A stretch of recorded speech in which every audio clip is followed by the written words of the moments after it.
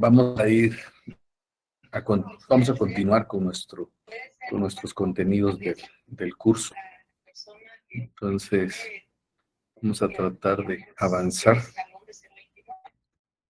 Pero para mi institución a veces, no muchas veces, bueno, porque las personas estábamos en seguridad jurídica cuando tuve problemas yo de señal y de repente me quedé hablando solo, me imagino, y ustedes también, sin parte. Pero bueno, era un poquito lo que ya discutíamos acerca de esa certeza que a veces quisiéramos tener, que nos garantiza que con que yo esté respetando la ley, eso realmente pueda garantizarme que todo esté funcionando bien. ¿Qué me garantiza con que yo me porte bien y respete la ley? Los demás también la respeten. ¿Qué seguridad tengo en esto? Y luego, ¿qué seguridad tengo? Que los que detentan el poder, pues también van a responder como tal. Hoy escuchaba un poquito algunas experiencias a nivel de juzgado y es realmente lamentable muchas cosas que se dan. Alguien me decía, no, es que ahora la justicia hay que comprarla. O sea, no es posible hacer funcionar la ley. Y me decía, pues mi hermano me decía, pues yo planteé todo, estaba todo, con toda la prueba, la base, feliz yo, incluso hasta los oficiales dijeron, ¡hala, qué lujo de caso! Hasta cómo está el memorial y todo. Y de repente cuando llego con el juez, no. Y me rechazan todo y se cae todo. Y entonces dice, ¿qué pasó? Y entonces al final pues entienden de que el juez pues negoció con la otra parte y aceptó algo a cambio y entonces no hay prueba que valga, no hay ley que se respete. Entonces, ¿y la seguridad jurídica? Entonces yo le decía, porque es un hermano menor que yo, híjole, había que pensar o se cambian las estrategias y decirle al cliente, bueno, tenés, qué sé yo, 50,000 para pagarle al juez o nos arriesgamos, pero lo más seguro es que perdamos. Y me dice, bueno, tú voy a perder el cliente. Uno. Y dos, pues yo no he estado de acuerdo con eso. Ahora volvemos otra vez al tema. ¿Cómo hacemos que funcione el sistema? ¿Cómo todos nos comportamos como Sócrates? Sí, que a la hora de que fue condenado, aun cuando fue injusto y todo el tema, porque los que lo acusaron armaron toda una acusación falsa en contra de él, pero él al final aceptó su condena. Aun cuando pues Platón y sus discípulos llegaron y le llevaron las monedas de oro y le dijeron, aquí tenemos la plata, porque sus estudiantes eran gente acomodada. Los que se dedicaban a la filosofía eran sus discípulos, tenían sus recursos. De hecho, Platón, pues, él fue político también y su familia también tuvo algunos cargos políticos. Pero vamos al punto otra vez. Aquí está la plata, la vamos a conseguir, eran monedas de oro y podemos ver cómo compramos voluntades. Y les digo, no, tenemos que hacer, tenemos que respetar el sistema. Toda la discusión que, por ejemplo, se da en el famoso diálogo de Platón y el deber del ciudadano. Cuando puedan, es interesante. No sé qué tanto han leído ustedes los diálogos socráticos, pero son interesantes para analizar tantas cosas. Y cuando uno lo ve, ese modelo de justicia que pasó allá en Grecia, y luego uno piensa, pues como que desde que el hombre es hombre, como que no es muy confiable como tal, y como que tener esa seguridad jurídica y hacer lo correcto, como que al final no trae mayor beneficio, pues se vuelve complicado. Sin embargo, en otras sociedades, como también platicaba yo el día de ayer, pues se vuelve algo interesantísimo porque la gente realmente, todos respetan la norma. Y eso pasa en países de primer mundo. No digo primero precisamente Estados Unidos, que Estados Unidos es otro ejemplo parecido a Guatemala. No, tenemos que irnos quizás a países nórdicos, quizás a, por ejemplo, Finlandia, o como lo que planteábamos de Japón. Entonces alguien decía, ¿es la cultura? Sí, o sea, una cultura en donde la sociedad se ha formado y todos están otra vez, entonces volvemos al punto, convencidos de que la norma, si la respetamos, y entonces yo la respeto, los otros la respetan, los demás ven y nos garantizan que las cosas realmente funcionen. Y, y lo mismo pasa, porque estas personas asumen puestos de autoridad y entonces van otra vez a regular y a garantizar que se mantenga esa seguridad jurídica, que la estabilidad de la convivencia social y el respeto hacia la norma, pues se va a mantener. Eh, Ese era un poquito el punto que analizábamos y discutíamos ayer y que quizás en nuestro país pues todavía nos cuesta un poquito garantizar la seguridad jurídica. Mucho cuando a veces vemos, cuando hablábamos de lo legítimo y ilegítimo o lo legal, pues, encontrábamos que se hacían muchas cosas legales pero ilegítimas. O lo que muchas veces yo he dicho, en Guatemala no se busca justicia, solo se cumple el precepto de el debido proceso. Y si alguien cumple el debido proceso o se cumple en el sistema el debido proceso, entonces al final se declara, se sentencia, sea culpable o no, va a ser culpable. Si no falla el proceso, si falla el proceso, entonces puede ser inocente. Entonces, sea inocente o sea culpable. Entonces son cosas que quizás hay que ir puliendo y hay que ir buscando lograr que esto funcione mejor. Y para eso, pues, tenemos esos análisis y estas discusiones que a lo largo de la carrera lo vamos a seguir teniendo. De hecho, los temas que vamos a continuar abordando hoy son temas, bueno, son amplios. Los vamos a abordar someramente porque, de hecho, como les decía, hay cosas que aquí lo estamos abordando desde una discusión sociológica, pero son basones nada más porque realmente ustedes van a ahondar algunas cosas mucho más. Y van a tener recursos más completos, más específicos de las cosas que aquí discutimos desde un punto de vista más social, no tanto desde un punto de vista jurídico. Claro que tiene que ver, porque es la sociología jurídica. Sin embargo, vemos más el aspecto social.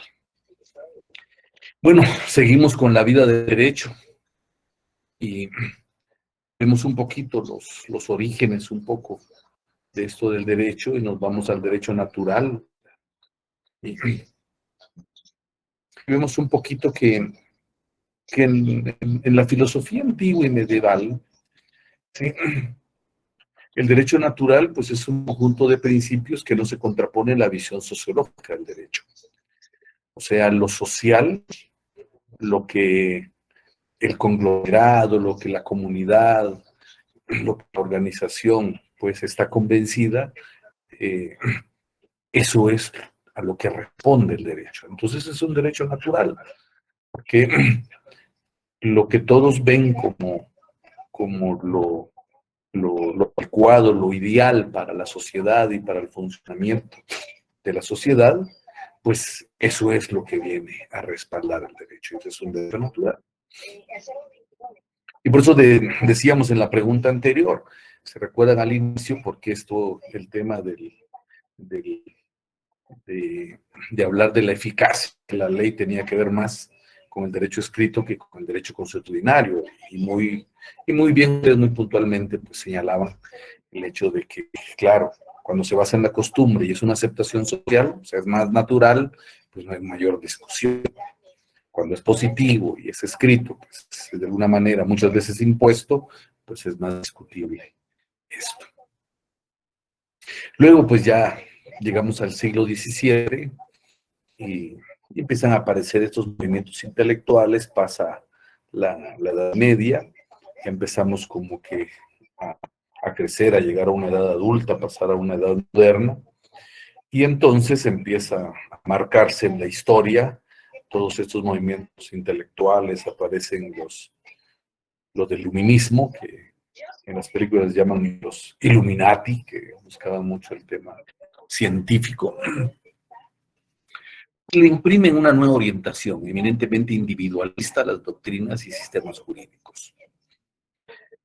La aplicación de la razón al conocimiento de la realidad logró extraordinarios avances. Y así también puede descubrir las leyes que rigen la organización social. Pues aquí nos enfocó más, ya no tanto al tema social, sino que ya más a la parte individual. Y esto pues cambió todo, cambió todo. Y aplicar la razón a todo el conocimiento pues le dio otro tipo de enfoque al tema de la ley. Había que ver y analizar al ser humano, había que discutir la individualidad. ¿Sí? Y entonces, el derecho ahora radica en el individuo, en la naturaleza humana y las facultades que le son inherentes.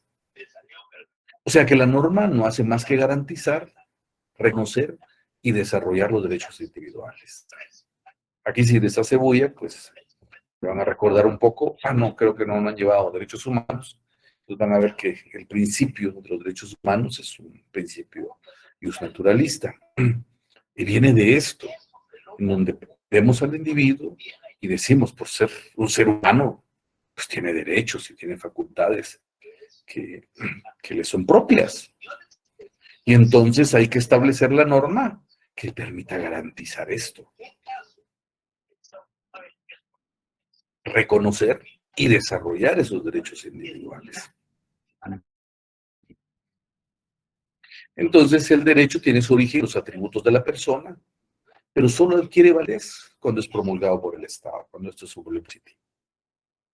Si no, pues se vuelve otra vez una discusión, tenemos que regresar al derecho natural y todos van a ver más el beneficio social, no tanto el individual. No, es que yo tengo derecho, no, ¿dónde dice que tengo? Entonces se vuelve toda una lucha en donde en algún momento, pues, había una norma social y a veces esas pues eran discutibles y empiezan a aparecer todos los movimientos que buscaban un poco de esto. Y todo nace pues a través de esta discusión. O sea, analizar, discutir, razonar acerca de la funcionalidad del derecho.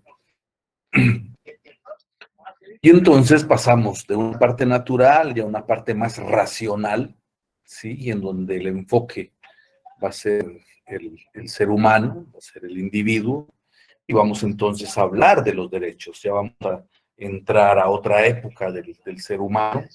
En derechos humanos dice que empiezan a aparecer la primera generación de derechos, ustedes lo van a ver más ampliamente en un curso de derechos humanos. Aquí solo lo vamos a mencionar, que es la posición del individuo ante el Estado, es ver los derechos civiles y políticos, la parte individual. Y decimos los derechos del hombre y de la mujer. El título es solo porque en principio la Declaración Universal que hace la Revolución Francesa dice la Declaración Universal de los Derechos del Hombre y del Ciudadano. Hoy, pues todos los movimientos feministas votarían eso, dirían, ¿cómo va a ser posible? ¿Y dónde está la mujer ahí? Pues en el título lo ponemos porque el concepto hombre incluía a todo ser humano.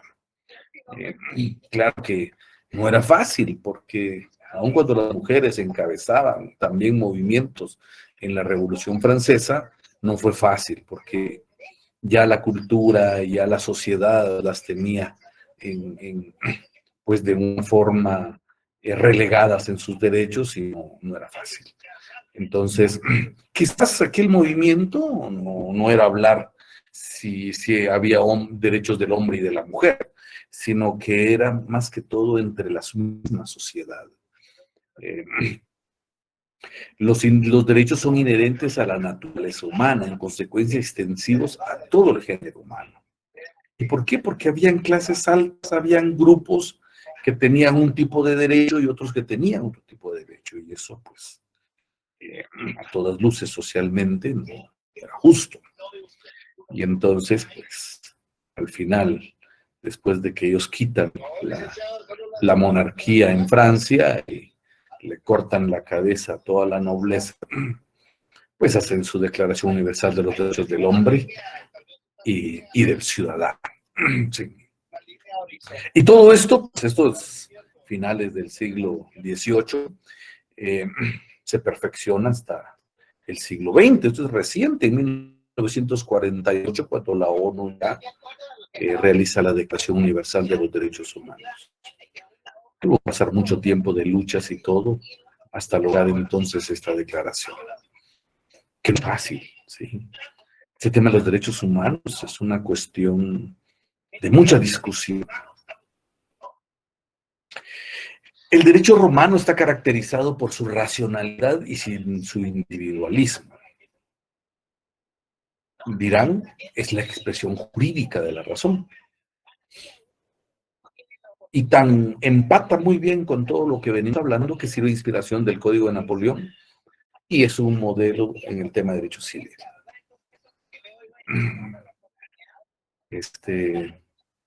No sé si en el nuevo pensum ha cambiado, pero normalmente en derecho se estudia derecho romano, ¿sí? Como parte de esto que fue el primer modelo y donde nace mucho del tema del derecho civil. La participación del pueblo en la formación del Estado y designación de gobernantes asegura el requisito de legitimidad. Si volvemos un poquito a todo esto del individualismo, cómo se reconoce y cómo al final el Estado pues tiene que reconocer estos derechos, pues al final si no se reconocen, no es fácil tenerlos vigentes. Sin embargo, para hacerlos legítimos, ¿cómo se hacen legítimos? Pues al final hay un proceso de elección, de participación popular, en donde la voluntad dice, elijo mis representantes y esos mis representantes en representación del pueblo legitiman entonces la validez de estos derechos. La historia y la observación sociológica no avalan la tesis naturalista de la vigencia perenne y universal de los derechos humanos, ¿sí? Porque no es fácil. ¿Sí? Incluso por ahí vamos a ver el concepto de igualdad, que no es sencillo. ¿Sí? Pero solo decir derechos humanos es un tema de discusión amplio. ¿Por qué? Porque en algún momento hay preceptos.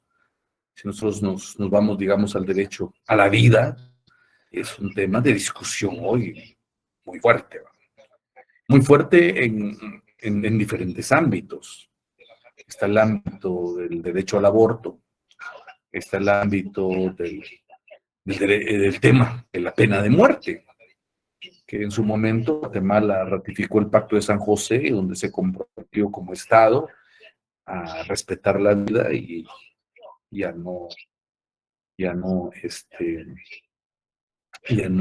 ¿cómo se dice? Ejecutar la pena de muerte. Y eso, pues, muchos ahí todavía siguen con aquello de que entonces tenemos que eliminarlo. Entonces vuelve una discusión, ¿no?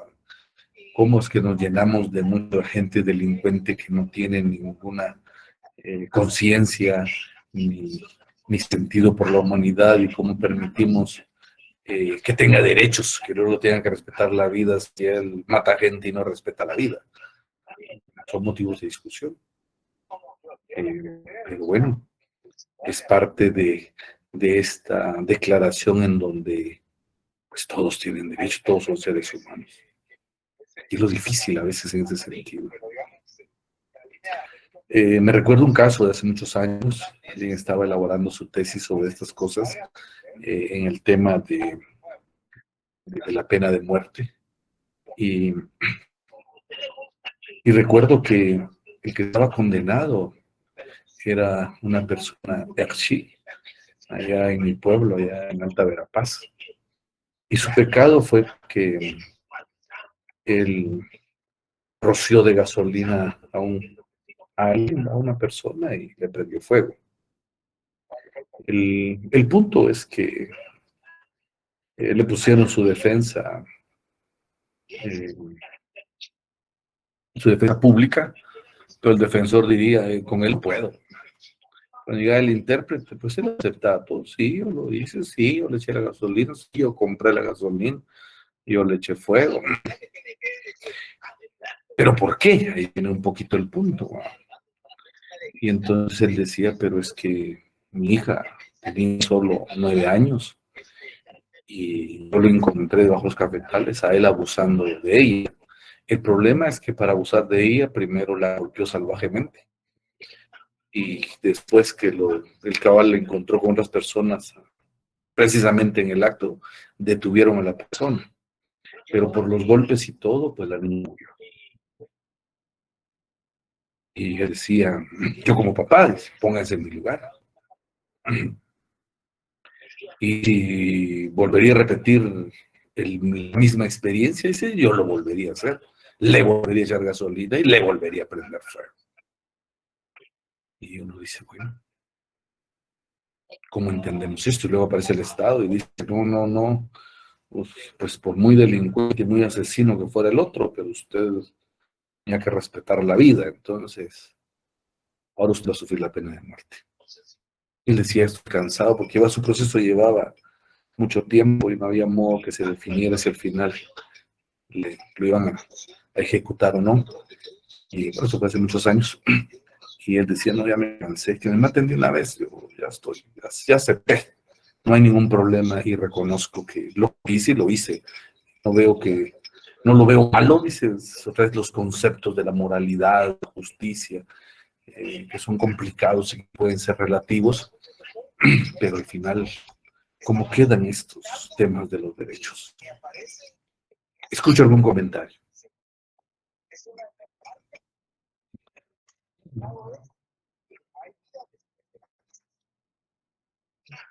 No sé si el viernes todos están. En relación, licenciado, a casos así, pues uno ha dicho, ¿cómo es posible que los derechos humanos haga eso? O sea, vengan y se pongan del lado de los familiares de la persona que hizo daño a la niña, digamos, ¿verdad? Porque hubo un caso que hasta les dieron dinero, ¿verdad? Indemnización o no sé cómo se llama. Y qué pasa con la familia que perdió a la víctima, ¿verdad? A la niña que fue violada, fue ultrajada y demás, ¿verdad? Entonces, es algo que realmente impacta y que pues uno se pregunta el porqué de esa situación, ¿verdad? Así como lo que usted expuso, pues a uno se le desgarra el corazón, ¿va? Y dice, ¿cómo es posible que el Estado, aparte de eso, esté accionando en contra del papá que ya perdió a su hija, pues, ¿verdad? Y que fue un momento de mucha, bueno, de impresionado de lo que estaba pasando, ¿verdad? Y también, Otra vez es como les digo con el tema de Sócrates. Vamos a dejar a que funcione el sistema y vamos a hacer justicia. Pero realmente se está haciendo justicia. Se vuelve como que muy subjetiva la justicia. Sí. Sí, licenciado, buenas noches. Buenas En este, noches. en este caso creo que actuó de una manera muy superficial, sin entrar a conocer el fondo de todas las situaciones y escenarios que se dieron en este ejemplo que usted nos pone, ¿verdad? Porque él actuó bajo una cólera, una rabia, en la cual él perdió, eh, digamos, la realidad del acto que él estaba cometiendo. Él solo estaba buscando una venganza. Y como cualquier padre, pues creo que actuaríamos de una manera muy similar, ¿verdad?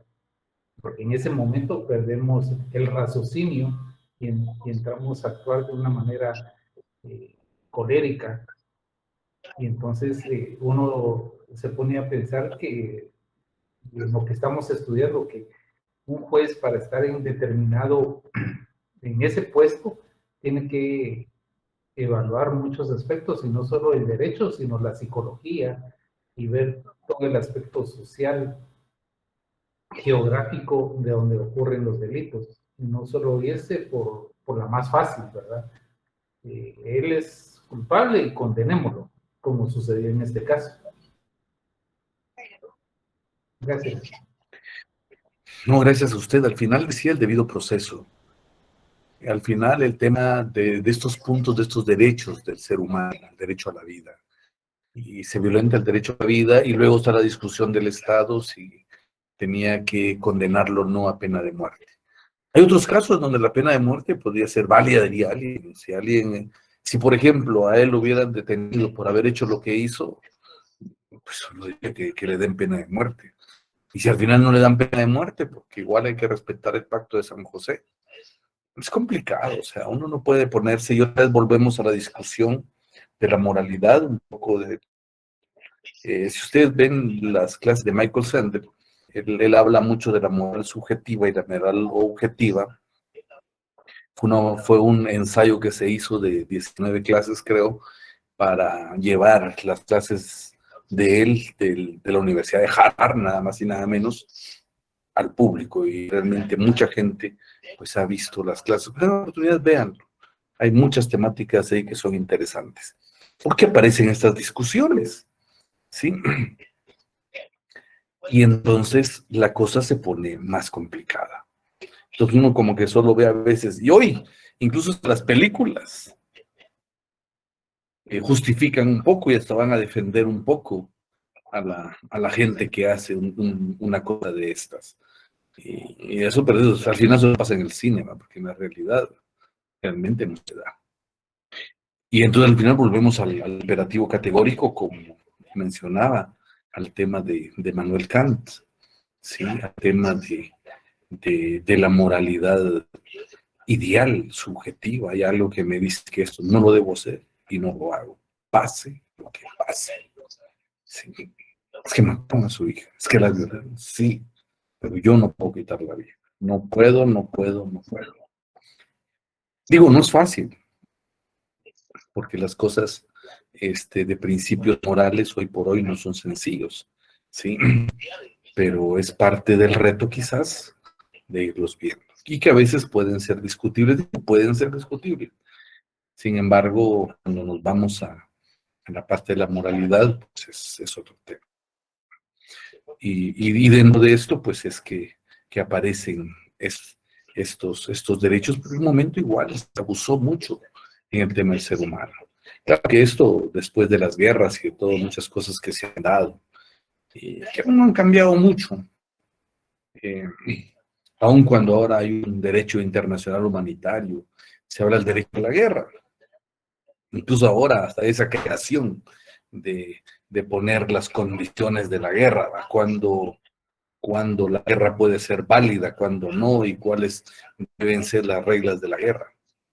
Es interesante. Sin embargo, aún así es guerra. Aún así muere la gente. Aún así, entonces alguien que está en un ejército y va a la guerra, pues mata gente. Licenciado, ahí encontramos la doble moralidad, porque, o sea, ¿cómo así? Va a ser inapropiado en unas situaciones y en otras, pues, es causa justificable, pues, matar a otras personas. Debería ser universal, debería ser concreto. Yo creo que le metemos mucha carga al derecho para poder llevar la sociedad. Y el derecho... Al final, es la realidad humana. Exacto, llevamos más de 2000 años de matarnos hombres contra hombres. Lo seguimos haciendo. Y lo seguirán haciendo, aunque la norma sí lo prohíba. ¿Qué pasa por la conciencia, por ejemplo, de un extorsionista? Exacto. Sí. ¿Qué pasa en la mente de un asesino? Porque nosotros nos enseñan a regular casos, a ver casos, pero nunca a estudiar realmente a las personas y la mentalidad de ellas. Ahora, ¿cómo van a actuar ustedes como abogados? Sí. Viene el extorsionista, lo detuvieron porque mató a un piloto de bus, ahí le va a decir usted, mire, defiéndame, sáquenme de la cárcel, le pago 100,000. ¿Cómo van a actuar ustedes?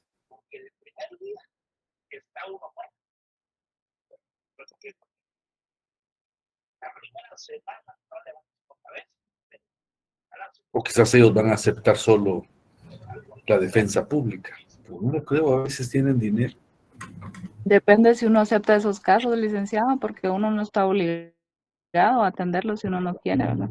Uno elige al lado que quiere estar por la situación moral, pues.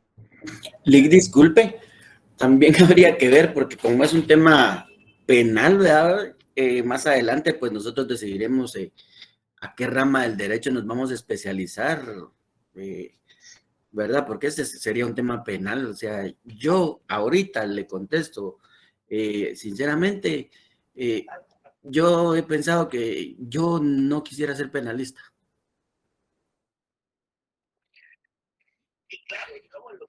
Eso me dijo mi hermanito hoy. Ya no quiero llevar casos penales. ¿No? Es que como están No las cosas, funciona. es un riesgo para uno, pensaría yo. Porque, Pero fíjese que... perdón, Sí, sí, diga. le escucho, Lick, disculpe. No, solo le digo, lo que pasa es que a veces pesa mucho el tema económico. Usted va a ver que hay mucho abogado que tiene mucha plata. Y muchos dicen, ay, ¿cómo es que los abogados tienen mucha plata? Pero al final es en qué trabajan y a qué casos se dedican. Exacto. Ese es el punto también.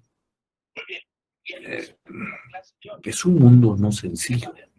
Sí, y al final, este trabajo alguien lo... Ahora, usted es defensor público. Alguien Y lo tiene que entonces, hacer, aunque sea complicado, Lick. claro, nadie quiso aceptarle a este abogado, a este extorsionista que mató a alguien. Pero usted está trabajando como defensor público, le pagan, qué sé yo, 12, 13 mil, 14 mil quetzales por hacer su trabajo. Entonces, y luego le asignan el caso, entonces tiene que ir a defenderlo, y por ética lo tiene que ir a defender. Sí, Imagínense, como tampoco. le digo, o sea, es complicado porque sería un riesgo, ¿verdad? Imagínese que usted lo defiende, pero lo condenan. O usted no hace bien su trabajo y a la vuelta, pues usted también va a formar parte de los que Sí, sufran las represalias. José Eduardo. Yo quería hacerles un comentario a los compañeros. Pienso yo que antes de ser abogados defensores, creo que el abogado también es un auxiliar de la justicia, independientemente de qué lado del banquillo estemos, ¿verdad? Ya sea del lado acusador o del lado defensor, pues en sí es el hecho de ser abogado es auxiliar a la justicia.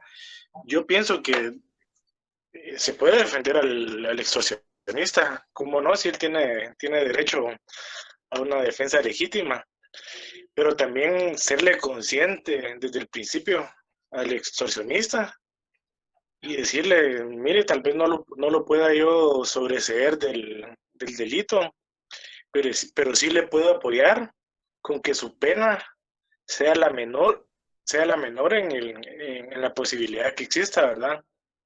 Pero yo pienso que sí, siendo abogados, antes que el tema de los honorarios y del dinero, debemos de pensar todos nosotros como auxiliares de la justicia, ¿verdad? Como auxiliares del derecho, pues, y de la ley, que queremos que la ley venga y se cumpla como debe de ser, ¿verdad? Entonces, así como hay, la ley pues se puede aplicar también para un lado, también para el otro, ¿verdad? El mismo acusado tiene ciertos derechos que nosotros como abogados podemos ayudar a auxiliarle, ¿verdad? Claro, yo creo que les tocará en su momento, pues, ir tomando sus propias decisiones. Aquí discutimos y lo vemos desde una parte sociológica, vemos cómo impacta en la sociedad y discutimos un poco, híjole, y entonces la ley para qué sirve y la justicia. Claro que irnos un poquito más allá, diría, es una cuestión más filosófica, analizar el concepto como tal, que es parte de la filosofía del derecho, que no sé en qué año que se lleva el curso, pero que de hecho pues es también toda una discusión de los porqués y los sentidos, de los para qué, de cómo funciona todo el sistema. Pero bueno, ahí están, fueron reconociéndose los derechos y la parte jurídica, porque vemos un poquito que el derecho humano pues fue una declaración y bueno, En nuestra Carta Magna aparece el tema ya de derechos humanos, se hace esta constitución ya más específicamente, y es reciente. Ahora, el tema del respeto efectivo es un poco parcial y limitado, no es fácil. Si empezamos a evaluar, digamos el Estado, ya nos salgamos de esos problemitas que a veces son procesos de discusión. El Estado nos garantiza la vida. ¿Sí? Eso dice la Constitución. Es un derecho. Pero si no me da un servicio de salud adecuado, que es parte de los derechos humanos, el derecho a la salud, entonces al final yo llegué y no había suficiente instalación para atender lo del COVID, pero el Estado dice, según mis derechos, que me va a garantizar la vida. Y aún así, pues tampoco había la medicina adecuada. Fue interesante en esos temas de COVID ver cómo hubo gente que hasta puso su receta, dije yo gasté tanto para mi paciente y ahí está. Y mucha gente sobrevivió porque asumió los costos de su propia enfermedad. Incluso el presidente dijo, yo pagué mi enfermedad. Entonces, o sea que todos teníamos que pagar nuestra enfermedad. A mí me dio COVID, igual lo que me dio el IX no fue suficiente, y un amigo que trabaja ahí mismo me dijo, me estuvo recetando la medicina mejor para poder sobrevivir. Entonces dije, al final, la salud, o sea, quizás hubieran muerto menos, pero mucha gente murió porque no había la capacidad económica para gastar, qué sé yo, 5,000, 10,000, dependiendo de cuál era su condición. ¿Dónde queda el Estado entonces que nos garantiza la vida? Que nos garantiza el derecho a la salud. Sí. Aun cuando hay un reconocimiento jurídico, ¿puedo yo demandar al Estado entonces? Sí. Entonces, vamos otra vez. Hay un reconocimiento jurídico de los derechos humanos, sí, pero su respeto efectivo todavía es bastante limitado. Tengo derecho a mi integridad, a mi seguridad. Dijera cierta campaña de cierto gobierno que hubo. Seguridad. Y no es fácil. Y cuando volvemos al fenómeno social, al fenómeno humano, Aristóteles nos dice, algunos hombres nacieron para obedecer y otros para mandar. Híjole, o sea que no es tan fácil. Cuando vemos que los seres humanos no todos podemos comportarnos igual. Que algunos al final terminan mandando y haciendo que otros obedezcan, incluso para hacer lo malo. Hay un dato aquí. Hasta el siglo pasado la esclavitud era normal. Hoy, según reportes, de 20, 25 millones es el estimado de personas que viven en condición de esclavitud en el mundo. Claro, hay países más marcados, la India, Pakistán, una verdad que otros países tienen ese tipo de condición. El Día Mundial, creo, de la eliminación del trabajo infantil es gracias a un niño hindú, que por unas deudas de su papá fue condenado desde niño a ser esclavo y a trabajar en una fábrica de alfombras. Muchas ven aquellas alfombras persas que a veces las hacen, el tipo, pues la calidad, que también vienen de la India, pues él trabajaba también en esos temas. Y sin ganar nada estuvo como esclavo él durante muchos años. De hecho no creció mucho, era un chiquitín. Y cuando de repente pues empezó, increíble porque él todavía pequeño, adolescente, empezó a luchar por la causa de la libertad, por estos temas de esclavitud. Y lo logró avanzar bastante, y gracias a él fue un emblema de la eliminación del trabajo infantil. No sé si Reebok, creo, le dio un premio, que fue paradójico, porque mucho del calzado de Reebok, la maquila se hace en la India bajo modelos de explotación. Otra vez en el mundo, ¿dónde están los derechos? El reconocimiento de los derechos humanos es puramente formal e ineficaz. Si no se crean las condiciones sociales, económicas, políticas y culturales para su efectiva realización. Por la condición social del ser humano, ¿sí?, los derechos y libertades fundamentales no pueden ser absolutos. Encuentran su límite en las libertades de los demás y en los derechos del conjunto social. Entonces vemos que pareciera una utopía hablar de derechos humanos, porque depende mucho de nuestra disposición como seres humanos, como ciudadanos, como partes de un conglomerado social, para que todos nos respetemos. Pero también es importante que los estados deban de crear esas condiciones. Cuando se firmó la paz hubo una discusión aquí en Guatemala para ver qué significa paz. Es que no era firmar el conflicto. Sí hubo el último que se firmó, en el 96, que es lo que se celebra el aniversario de la firma de la paz, pero desde el 94 se firmaron acuerdos. El primero fue el cese al fuego y el último fue firmar el acuerdo de paz firme y duradera. Pero en el ínterin se firmaron 13 acuerdos, 5 sustantivos y los otros operativos. ¿Y los sustantivos qué eran? Eran decir, si queremos lograr paz en este país, necesitamos cambiar muchas cosas estructurales de este país. O sea, crear esas condiciones sociales, económicas, políticas y culturales. Fue el primer pacto de país, fue el primer gran sueño de país que se planteó ahí.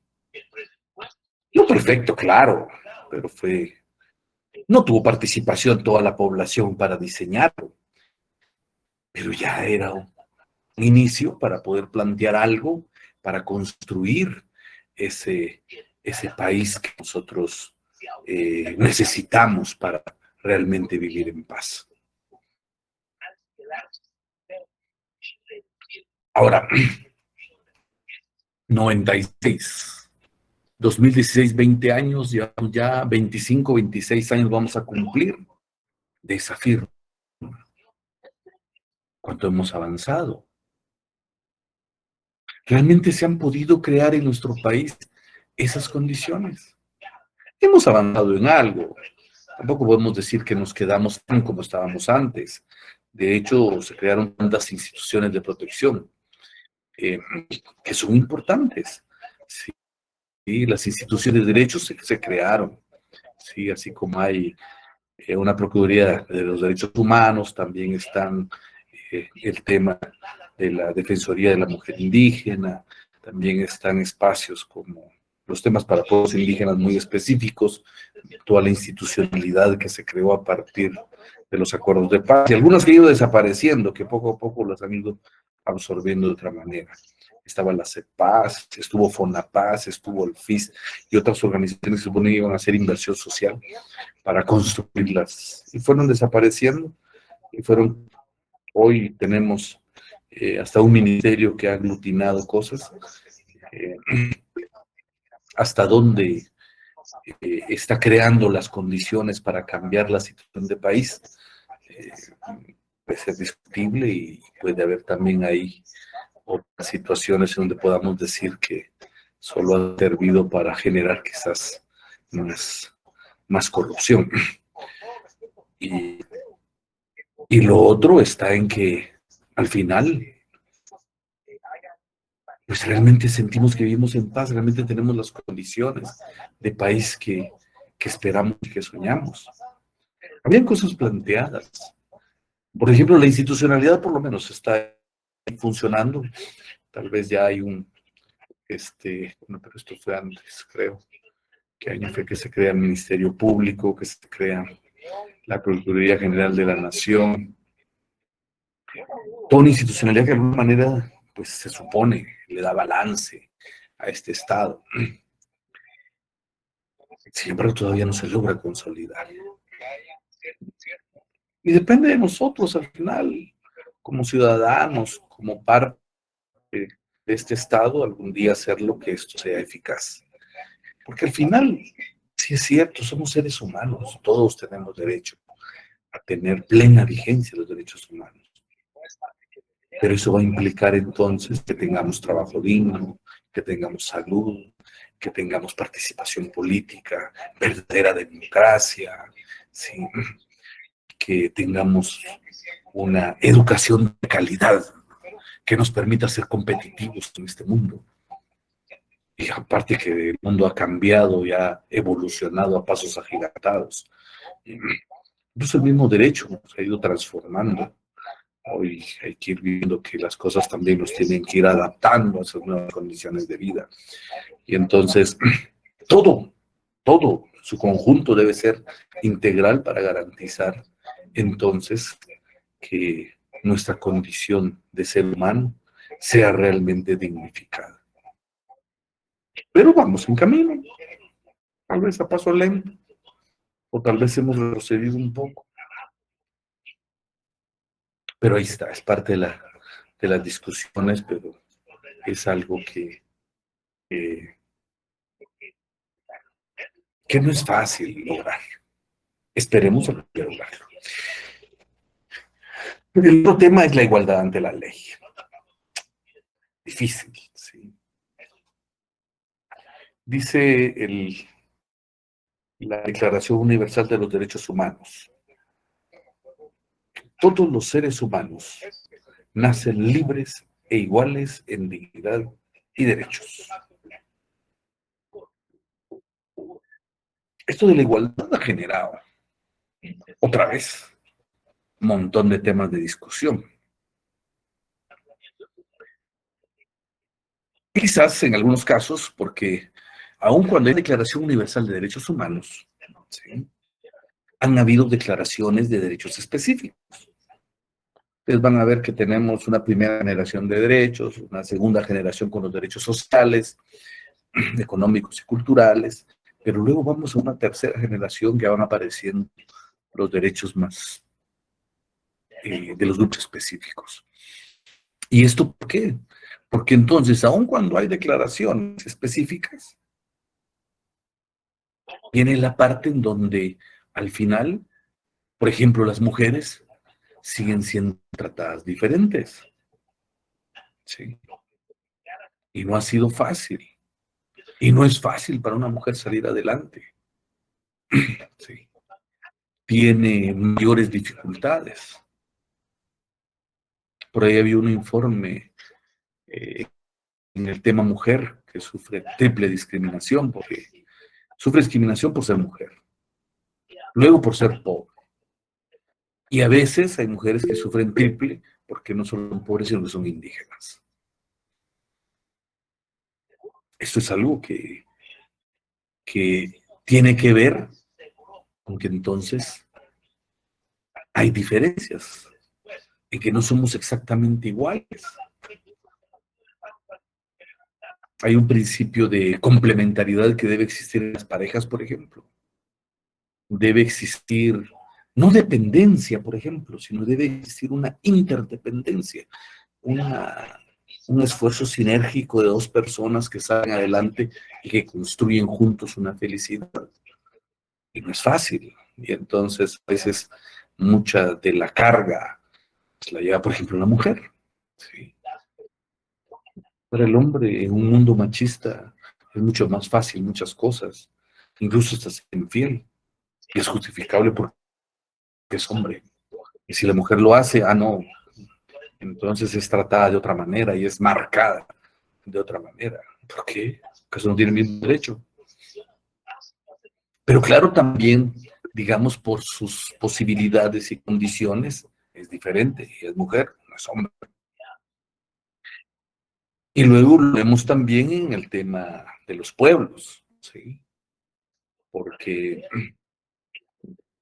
muchas veces uno lo ve y dice, este tiene apellido indígena y empieza a veces a generar un tipo de prejuicio que fue aprendido desde años, en donde no debiéramos de tener ese concepto y no debiéramos de usar el término indio como despectivo o como una construcción de insulto, ¿sí?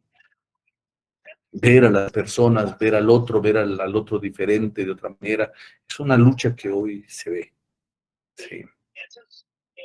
La igualdad debe ser en función de dignidad y derechos, pero no una igualdad absoluta, que también somos diferentes.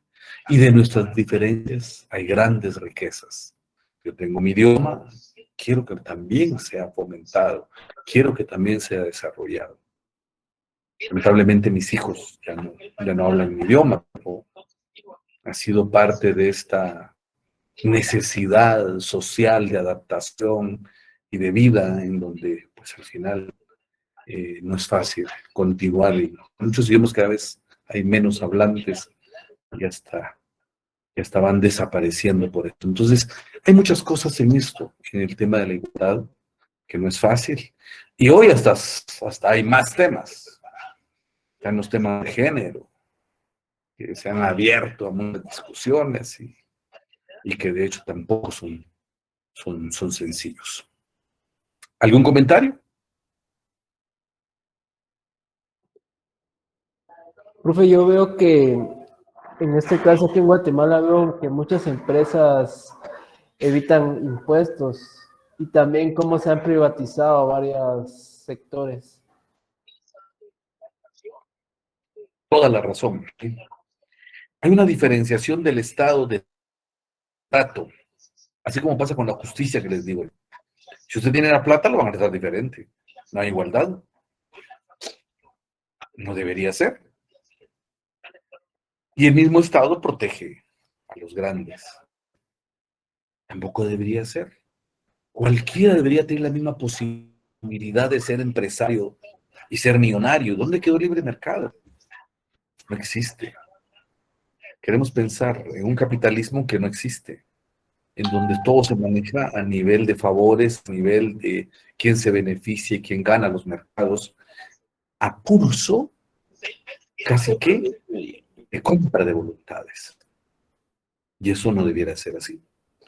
Entonces, no es sencillo.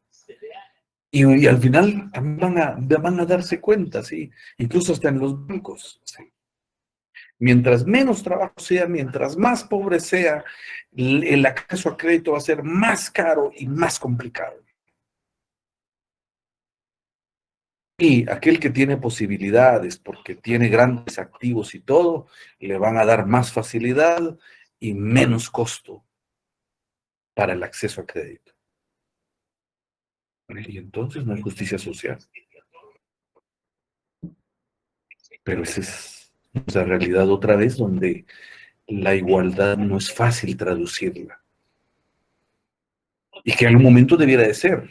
Comentábamos la otra vez, no sé quién hacía el comentario, y que fue cierto y que se trató en un momento de poner una ley para disminuir las tasas de las tarjetas de crédito.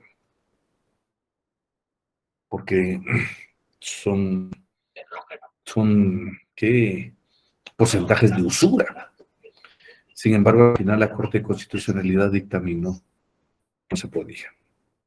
Y entonces al final quedó como estaba. Incluso ahora ya va llegando al 6% mensual, al 72%, la tasa común en las tarjetas de crédito. No es fácil. Entonces, buscar algún nivel de igualdad siempre va a generar algún tipo de protesta, algún tipo de lucha por reivindicación de derechos o vindicación de derechos para lograr algún trato más o menos igualitario. Y eso a todo nivel y en todo sector. No es fácil en un país donde todavía es muy desigual el trato, en todo aspecto, social, económico, político. No es fácil. Esperemos otra vez en un momento que realmente el sistema de derecho funcione para que nuestra sociedad realmente sea mejor, que algún día podamos aspirar a ser una sociedad mejor. Bueno, son las 8 en punto, yo los dejo. Aparte que me queda viaje largo a mí. Si no hay algún otro comentario, yo procedo a despedirme de Nick, ustedes. mire, perdone, ¿será que no Dígame. va a haber algún trabajo o algo así para poder mejorar las notas? Nick, es que sí me preocupa bastante la clase. Ahí les estoy dejando trabajitos que vamos a ir sumando puntos, pero no va a ser fácil decirle, mire, le voy a dar remedial, como le dije a una compañera. Creo que lo importante es en lo que viene tratar de ir haciéndolo y creo que las cosas se van a ir emparejando.